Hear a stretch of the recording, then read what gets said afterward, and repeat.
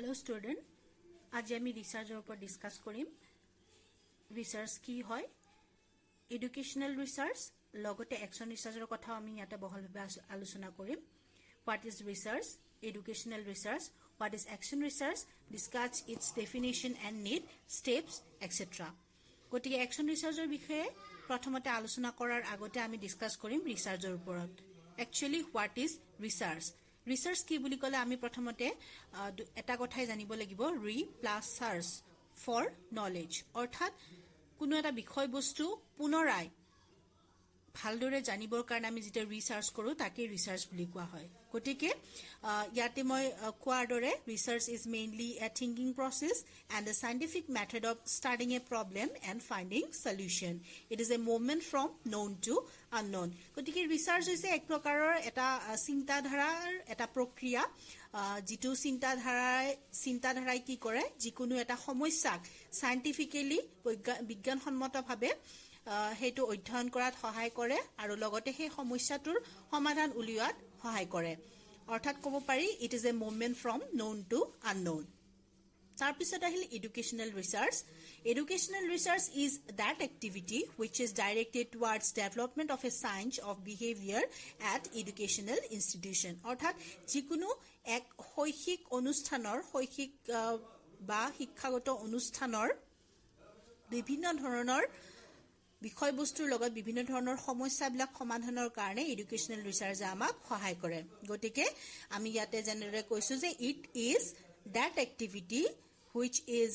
directed towards development of a science of behaviour at educational institution তাৰ পিছত next আহিল types of ৰিসাৰ্চত আমি ক'ব পাৰো যে research is of following types अर्थात research are mainly three types number 1 fundamental or basic research number 2 applied research and number 3 is action research so fundamental or basic research ami ko paru it aim the discovery of basic truth and principle अर्थात fundamental research mainly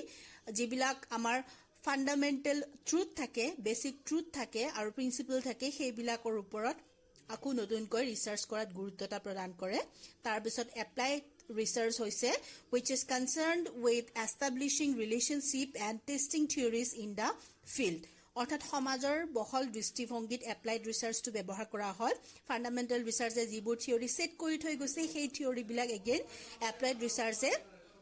হেবোৰ research কৰাত সহায় কৰে আৰু লাষ্টত আহিল action research it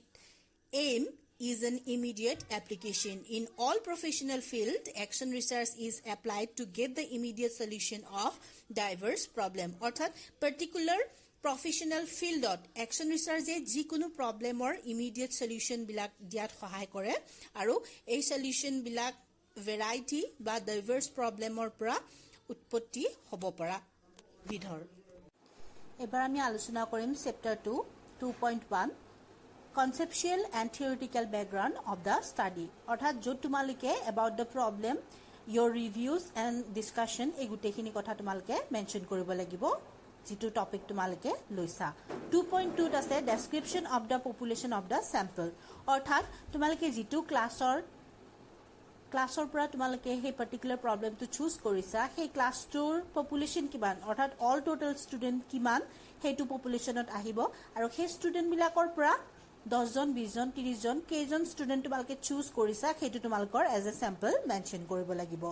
2.3 নম্বৰত হ'ব প্ৰসিডিউৰ of the data collection তোমালকে কি প্ৰসিডিউৰ ইউজ কৰি প্লে ডাটা বুলা কালেকশন কৰিছা গতিকে অবিয়াসলি ফৰ एग्जांपल তোমালকে কোৱেশ্চনাৰীটো মেনশন কৰিব পাৰিবা 2.4 ত আছে টুলস অফ ডাটা কালেকশন ইয়াতে তোমালকৰ ক্লাছত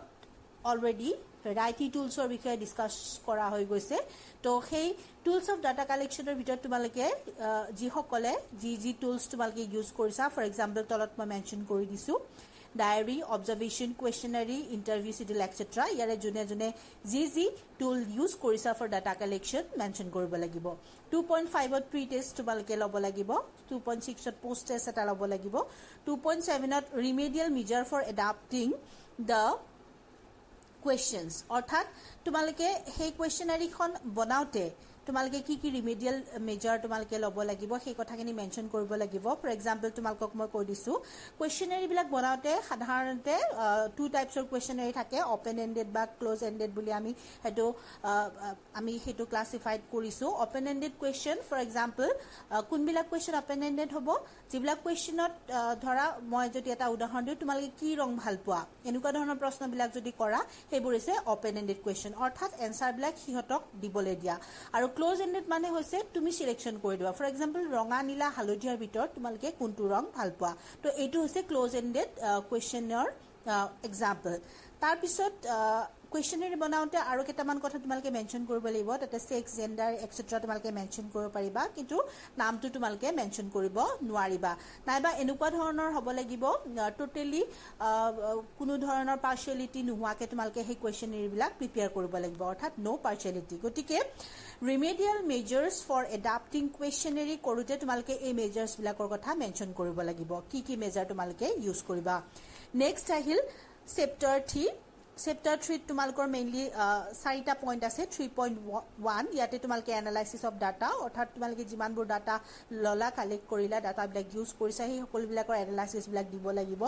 3.2 আছে interpretation of data and graphical representation তোমালোকে প্ৰি টেষ্ট আৰু পোষ্ট টেষ্টত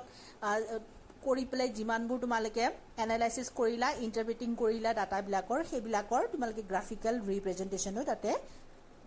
সাবমিট কৰিব লাগিব 3.3 আছে main findings of the study সকলোৰে যি টপিক আছে যি তোমালোকে টপিক লৈছা সেই গোটেইবোৰ টপিকৰ তোমালোকে মেইন ফাইন্ডিংছবিলাক উলিয়াব লাগিব according to your topic সেই ফাইন্ডিংছবিলাক তোমালোকে মেনশ্যন কৰিব লাগিব 3.4 ত লিখিব লাগিব সাজেশন এণ্ড ৰিকমেণ্ডেশ্যন তো ইয়াতে সাজেশনছবিলাক পুট কৰিবা তোমালোকে আৰু লাষ্টত চেপ্টাৰ 4 যিটো লাষ্ট চেপ্টাৰ আছে সেইটো 4.1 ত তোমালোকে কনক্লুজন লিখিব লাগিব ওভাৰঅল কনক্লুজন এটা তোমালোকে লিখিবা সেইটো বেছি দীঘলকৈ লিখিব নালাগে এটা বা দুটা পেৰাগ্ৰাফতে কনক্লুজনটো শেষ কৰিবা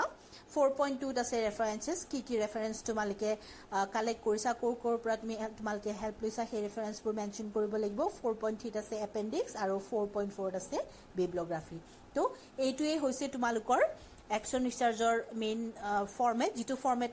এপ্লাই কৰি পেলাই যিটো ফৰ্মেট চাই পেলাই তোমালোকে একশ্যন ৰিচাৰ্জটো কৰিবা আশা ৰাখিছোঁ আটাই ভালদৰে বুজি পাইছা for further query you can ask questions thank U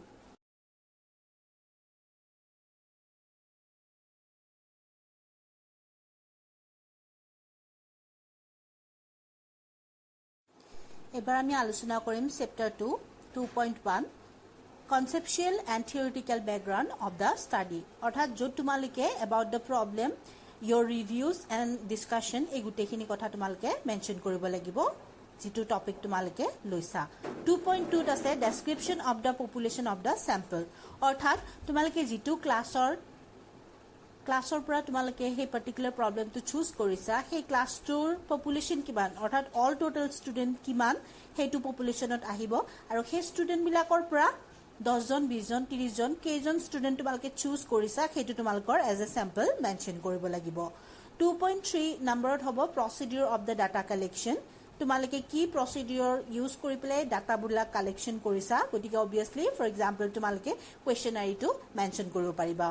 2.4 আছে টুলছ অফ ডাটা কালেকশ্যন ইয়াতে তোমালোকৰ ক্লাছত অলৰেডি ভেৰাইটি টুলছৰ বিষয়ে ডিছকাছ কৰা হৈ গৈছে তো সেই টুলছ অফ ডাটা কালেকশ্যনৰ ভিতৰত তোমালোকে যিসকলে যি টুলছ তোমালোকে ইউজ কৰিছা ফৰ এক্সাম্পল তলত মই মেনশ্যন কৰি দিছোঁ diary observation questionnaire interview schedule etcetera ইয়াৰে যোনে যি টুল ইউজ কৰিছা ফৰ ডাটা কালেকশ্যন মেনশ্যন কৰিব লাগিব 2.5ত প্ৰি টেষ্ট তোমালোকে ল'ব লাগিব 2.6ত পোষ্ট টেষ্ট এটা ল'ব লাগিব 2.7ত remedial measure for adapting the questions অৰ্থাৎ তোমালোকে সেই কুৱেশ্যনাৰীখন বনাওঁতে তোমালোকে কি ৰিমেডিয়েল মেজাৰ তোমালোকে ল'ব লাগিব সেই কথাখিনি মেনশ্যন কৰিব লাগিব ফৰ এক্সাম্পল তোমালোকক মই কৈ দিছোঁ কুৱেশ্যনাৰীবিলাক বনাওঁতে সাধাৰণতে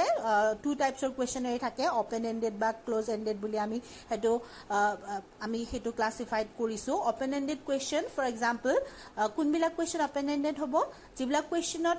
ধৰা মই যদি এটা উদাহৰণ দিওঁ তোমালোকে কি ৰং ভাল পোৱা এনেকুৱা ধৰণৰ প্ৰশ্নবিলাক যদি কৰা সেইবোৰ হৈছে অপেন এন্ডেড কুৱেশ্যন অৰ্থাৎ এনসাৰবিলাক সিহঁতক দিবলৈ দিয়া আৰু ক্লোজ এন্ডেড মানে হৈছে তুমি সিলেকশন কৰি দিবা ফৰ এক্সাম্পল ৰঙা নীলা হালধীয়াৰ ভিতৰত তোমালোকে কোনটো ৰং ভাল পোৱা তো এইটো হৈছে ক্লোজ এন্ডেড কুৱেশ্যনৰ এক্সাম্পল তাৰ পিছত কুৱেশ্যনাৰী বনাওঁতে আৰু কেইটামান কথা তোমালোকে মেনশ্যন কৰিব লাগিব তাতে সেক্স জেন্ডাৰ এটসেট্ৰা তোমালোকে মেনশ্যন কৰিব পাৰিবা কিন্তু নামটো তোমালোকে মেনশ্যন কৰিব নোৱাৰিবা নাইবা এনেকুৱা ধৰণৰ হ'ব লাগিব টোটেলি কোনো ধৰণৰ পাৰ্শিয়ালিটি নোহোৱাকে তোমালোকে সেই কুৱেশ্যনাৰীবিলাক প্ৰিপেয়াৰ কৰিব লাগিব অৰ্থাৎ নো পাৰ্শিয়ালিটি গতিকে ৰিমেডিয়েল মেজাৰ্ছ ফৰ এডাপ্টিং কুৱেশ্যনাৰী কৰোঁতে তোমালোকে এই মেজাৰ্ছবিলাকৰ কথা মেনশ্যন কৰিব লাগিব কি মেজাৰ তোমালোকে ইউজ কৰিবা নেক্সট আহিল চেপ্টাৰ 3 চেপ্টাৰ 3 তোমালোকৰ মেইনলি 4টা পইণ্ট আছে 3.1 ইয়াতে তোমালোকে এনালাইসিস অফ ডাটা অৰ্থাৎ তোমালোকে যিমানবোৰ ডাটা ললা কালেক্ট কৰিলা ডাটাবিলাক ইউজ কৰিছা সেই সকলোবিলাকৰ এনালাইসিসবিলাক দিব লাগিব 3.2 আছে ইন্টাৰপ্ৰিটেশন অফ ডাটা এণ্ড গ্ৰাফিক্যাল ৰিপ্ৰেজেন্টেশন তোমালোকে প্ৰি টেষ্ট আৰু পোষ্ট টেষ্টত কৰি পেলাই যিমানবোৰ তোমালোকে এনালাইসিস কৰিলা ইন্টাৰপ্ৰিটিং কৰিলা ডাটাবিলাকৰ সেইবিলাকৰ তোমালোকে গ্ৰাফিক্যাল ৰিপ্ৰেজেন্টেশনো তাতে সাবমিট কৰিব লাগিব 3.3 আছে main findings of the study সকলোৰে যি টপিক আছে যি তোমালোকে টপিক লৈছা সেই গুটেবোৰ টপিকৰ তোমালোকে মেইন ফাইন্ডিংস বিলাক উলিয়াব লাগিব according to your topic সেই ফাইন্ডিংস বিলাক তোমালোকে মেনশ্যন কৰিব লাগিব 3.4 ত লিখিব লাগিব সাজেশন এণ্ড ৰিকমেন্ডেশন তো ইয়াতে সাজেশনস বিলাক পুট কৰিবা তোমালোকে আৰু লাষ্টত চেপ্টাৰ 4 যেটো লাষ্ট চেপ্টাৰ আছে হেতু 4.1 ত তোমালোকে কনক্লুজন লিখিব লাগিব ওভাৰঅল কনক্লুজন এটা তোমালোকে লিখিবা হেতু বেছি দীঘলকে লিখিব নালাগে এটা বা দুটা পেৰাগ্ৰাফতে কনক্লুজনটো শেষ কৰিবা 4.2 ত আছে ৰেফাৰেন্সেস কি ৰেফাৰেন্স তোমালোকে কালেক্ট কৰিছা কোৰ পৰা তোমালোকে হেল্প লৈছা সেই ৰেফাৰেন্সবোৰ মেনশ্যন কৰিব লাগিব 4.3 আছে এপেন্ডিক্স আৰু 4.4 আছে বিব্লিওগ্ৰাফি তো এইটোৱে হৈছে তোমালোকৰ একশন ৰিসাৰ্চৰ মেইন ফৰমেট যেটো ফৰমেট এপ্লাই কৰি পেলাই যেটো ফৰমেট চাই পেলাই তোমালোকে একশন ৰিসাৰ্চটো কৰিবা আশা ৰাখিছো আটাই ভালদৰে বুজি পাইছা for further query you can ask questions thank U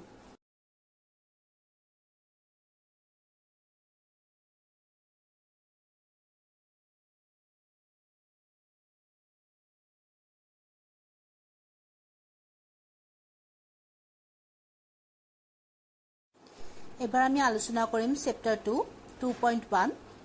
কনসেপচুৱেল and theoretical background of the study অৰ্থাৎ য'ত তোমালোকে about the problem your reviews and discussion এই গুটেখিনি কথা তোমালোকে মেনশ্যন কৰিব লাগিব